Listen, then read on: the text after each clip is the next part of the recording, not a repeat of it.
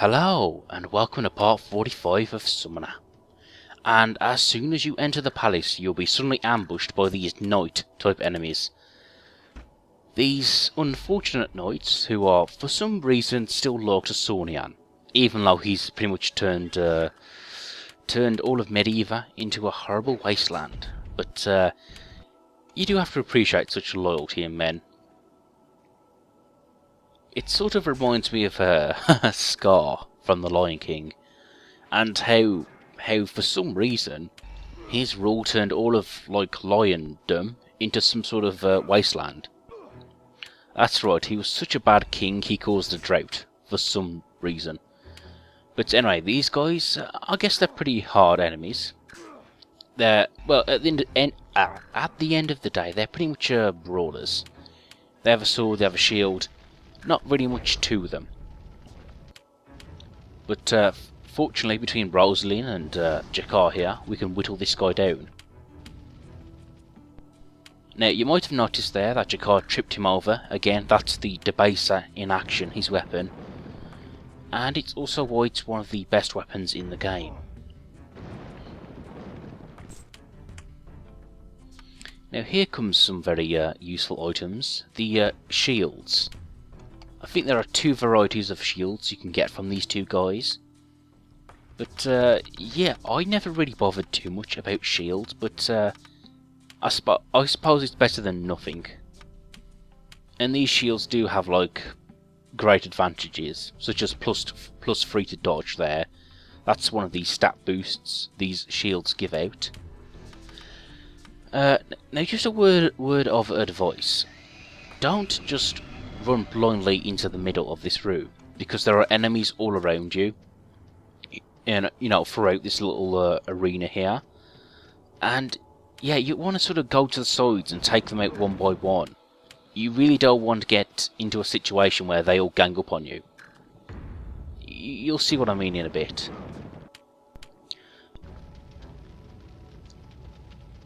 So you can see here I went to the right and now I'm going to the left. Because it's just the two of you, you should still definitely proceed through this area with a more than a touch of a caution.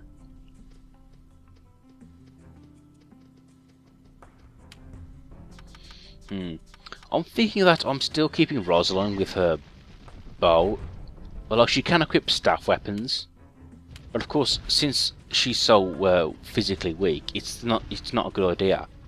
But I am thinking how she would fare, because she does have a critical hit ability, and a trip ability as well, so she could probably be a fairly sneaky brawler. You know, fight enemies, then trip them up, and then attack them while they're lying on the ground. That's that sort of thing. These enemies here are the Lich, and they can heal.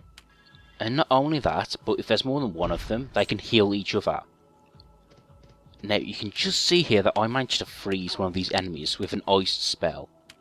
And this is what I was talking about earlier. How useful these ice spells can become at this point.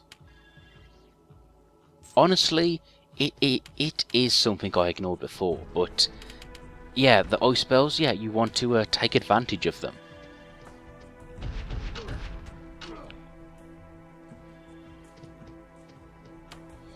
And another reason why you want to approach from the side.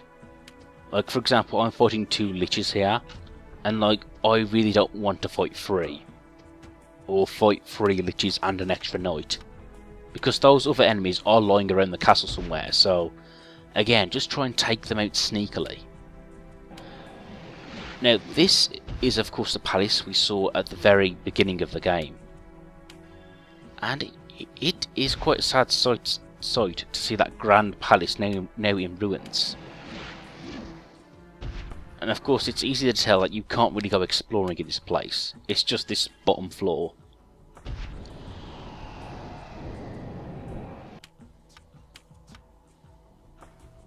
Again, you can see I'm taking advantage of the icy sleep spell. There is also a freeze spell, which is apparently more advanced, but I find that works less. It's less successful.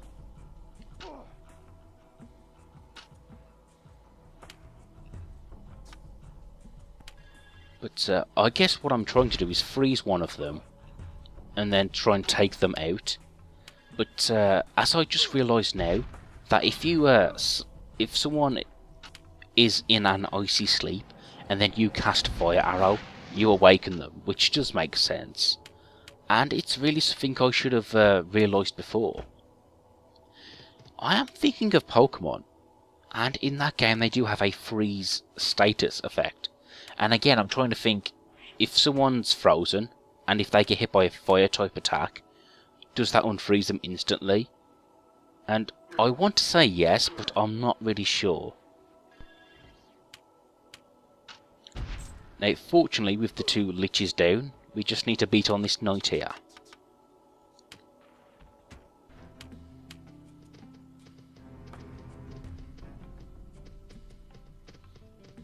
It is also worth taking a good look around. You never know what kind of items you will find here.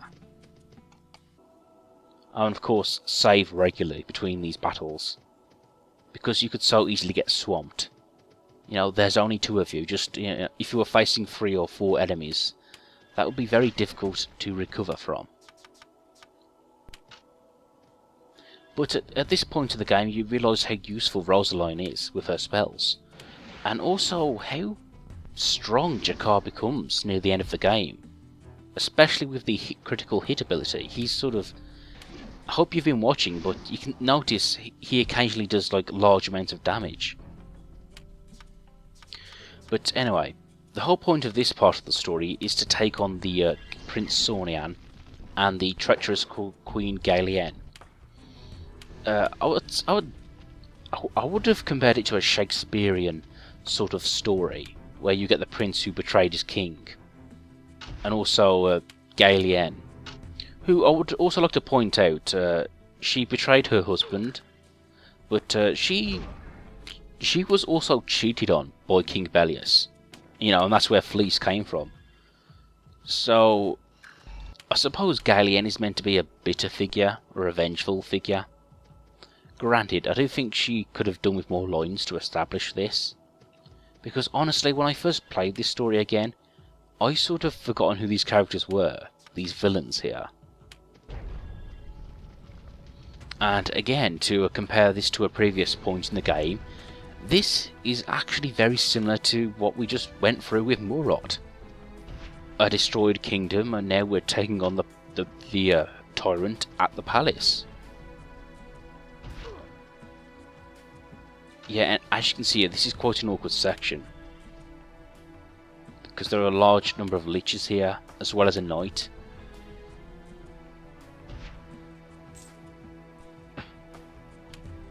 And a word of advice: always concentrate on the healer of the opponent's party.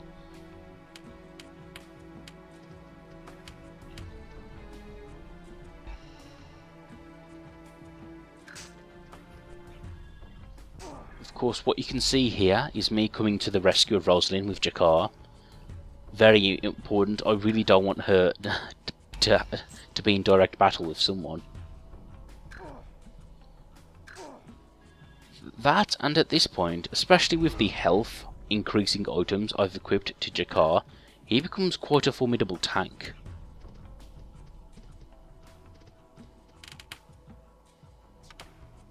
Oh, here we have the Nobleman's Gauntlets, which yes, it is part of a set. Throughout the game you'll find the Nobleman's Leggings and the Nobleman's Chainmail, which I've sort of picked up here. Well, I mean, I think I've picked up a few of those items, but there's still more to collect. But, whatever. I think I do show me collecting all the special items on screen, so you'll see them eventually. Yeah, and again, I'm trying out the freeze spell here.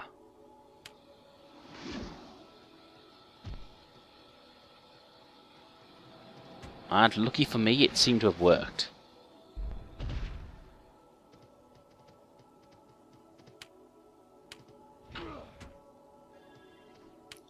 Now, I'm not sure if I pointed this out the very first time we got to this part of the game, but you can see this is meant to be the big throne room of Medeva, and there's even a giant map in the middle of the room here, of the medieval land, and presumably it was sort of mapping out the war with Alrenia.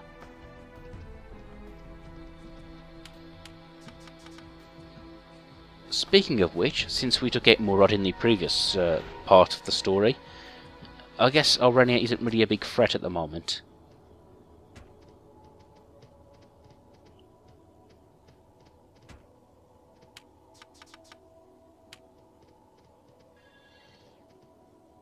Now, as you can see according to the graphics at the side, we do have two side quests to sort of update in this palace. One is the Armadillosi, and the other one is the Tome of the Nivacium.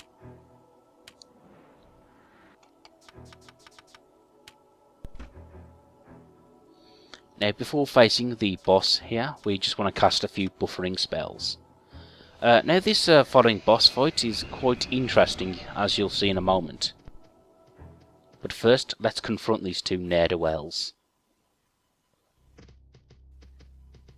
Who dares approach the throne of the Medevan king?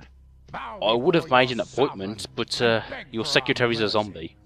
I am Jakar, warrior of the Jade Temple. And I am Rosalind of the Order of Iona. Friends of the Summoner. And why haven't you brought him to us? Unlike Murad, we are not vain and fearful creatures. We would be more than content to destroy him. And where is Fleece? I love this and guy. Rapport? If she desires her father's throne, why hasn't she come? Does she think Medeva can be won by cowardice? They would have showed up, except there was a magic barrier blocking them. I'm sorry. There is no kingdom left to bend under the yoke of your tyranny. There is no kingdom but the kingdom of the dead. Are we And the having a monarchs of old chewing the served scenery them. contest? We are disciples of Lahara. In the great library, we uncovered the secrets of the Nuva Sarum. The exile. Oh, that's how you pronounce shall it. rule this world as she rules over the realm of ghosts and phantoms. As the people of Medeva suffer and die, she grows ever stronger. Now Arenia Actually, will Mr. face Prince, her according to the wrath. sequel, that's not what Spirit of Lahara is. Gather their strength. Please do your research in the Stone future. warriors of Akamos, the imps and Salamanca below Sanova, the skeleton knights of the Iona catacombs. The The Orcs rings of have been Mordor. destroyed. The demons cannot be stopped, not even by your summoner.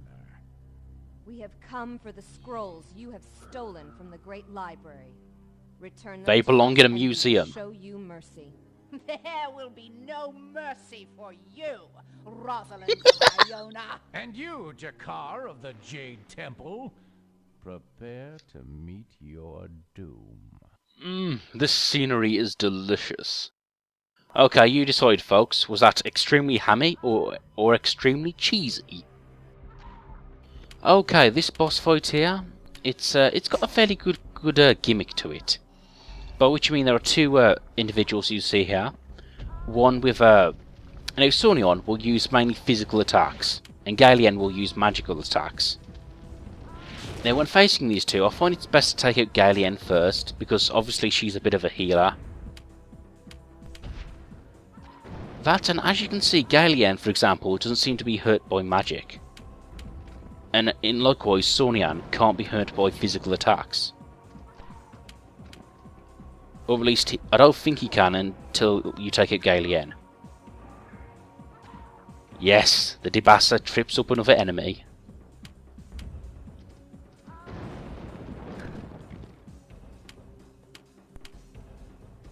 Yeah, and as you can see, I was having a bit of trouble, but Jakari's like slaughtering Galien. Oh man, this is brutal.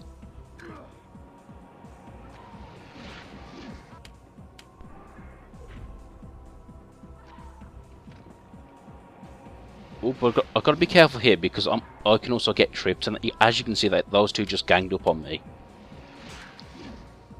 But yep, with Galien down, I should be able to face this guy now.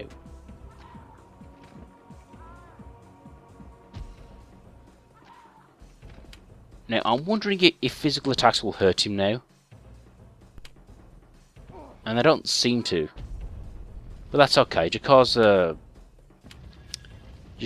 can keep him busy. While Rosalind casts spells here.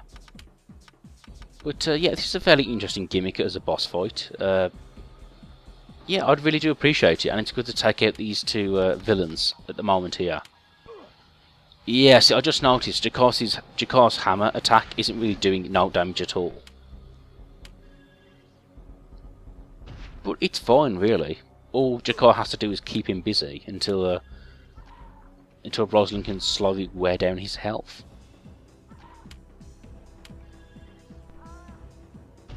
And as you can see, there are multiple like little item boxes around, and yeah, at this point in the game, the bosses really give off some really cool items.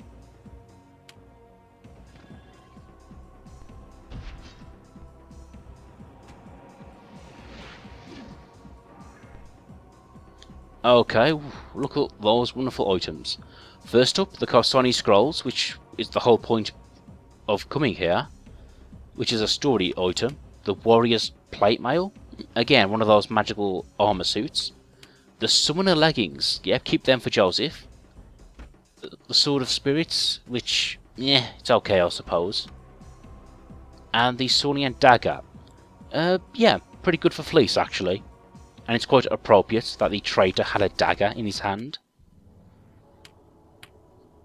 Now, her items include a parchment, which is for the Tome of the Nevesim side quest. A necklace of Ansu, which, very useful. It casts regenerating constantly. And an icy dagger. Yeah. Now, up here we have the Umakul carving, which is part of the Armadillosi side quest. There are 3 of these carvings to collect. But, yep, that's one down. Now, before we leave the palace, there's a slight secret corridor up to the left here. And let's see what we can pick up.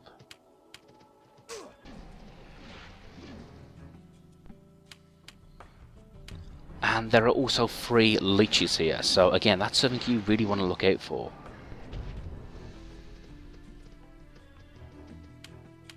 But yeah, that boss fight was really awesome. It was really fun taking out Galien with physical attacks. But yep, let's have a little butcher's hooks into this item box here. It's locked. Fleece! Oh, and here are some other items. The Hero's Leggings, which I think is for Jakar or Joseph, but yeah, you want to pick up those leggings, because once you leave this palace, you will never be able to come back. So yeah, have a good look around. So join me again in the next part.